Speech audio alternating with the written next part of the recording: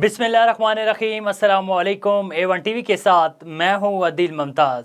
शामिल करेंगे news headlines. बरतानवी Darul हुकूमत लंदन एक बार फिर मरकज़ निगाह वज़ीर आज़म शहबाज शरीफ आज नवाज शरीफ से मुलाकात करेंगे। मुल्क की सियासत और मुस्तकबिल के अहम फैसलों पर मुशावरत होगी। वफाकी वज़ीर तवानाई खुर्रम दस्तगीर कहते हैं शहबाज शरीफ नवाज शरीफ से मशवरे से आर्मी चीफ की तैनाती करेंगे।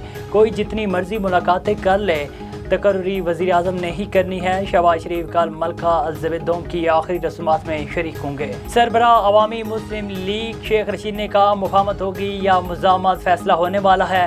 हुक्मरानों के तमाम करप्शन रेफरेंसेस को सुप्रीम कोर्ट बहाल करेगी। मुल्क में इक़्तिसादी बहरान इंतहाई संगीन हो गया। पेट्रोल माफिया हुकूमत पर हावी है। 3 दिन से कीमत कम नहीं करने दे रहे। शेख रशीद का 70 रुकनी काबीना के खिलाफ अदालत जाने का ऐलान। सैलाब ज़दा इलाकों में गैस्ट्रो मलेरिया समेत वबाई अमराज का जोर बरकरार। जैकबाबाद में 24 घंटों में 2 बच्चों समेत 3 अफराद दम तोड़ गए। सैलाबी पानी पर मच्छरों की अफजाइश, अस्पताल मरीजों से भर गए। लाड़काना में मलेरिया बेकाबू, मरीजों की तादाद बढ़ने पर अद्वियात की किल्लत हो गई। DHO लाड़काना का महकमा सेहत को खत अद्वियात फौरी भेजने का मुतालबा। डेंगू मच्छर के डंग बड़े पैमाने पर शहरी बीमार पड़ने लगे। खैबर पख्तूनख्वा में 24 घंटे में 350 अफराद डेंगू बुखार में मुब्तला। मजमूई तादाद 4538 हो गई। पंजाब में एक रोज़ में डेंगू के 191 मरीज रिपोर्ट। रावलपिंडी में 84 और लाहौर में 60 अफराद डेंगू का शिकार हुए।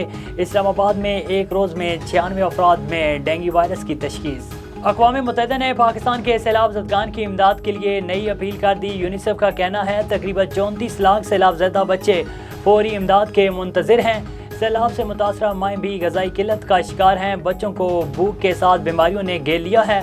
WHO ने कहा कि पाकिस्तान में बीमारियों और अमवात का ख़तरा है। दुनिया दिल खोल कर इमदाद करे।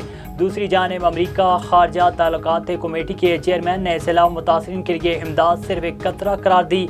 अमरीकी हुकूमत से सैलाब मुतासरीन के लिए मज़ीद इमदाद की अपील। A1 टीवी से फिल वक्त इतना ही। मज़ीद खबरों और अपडेट्स के लिए देखते रहिए A1 टीवी। A1 टीवी, सब पे नजर, अंदर की खबर।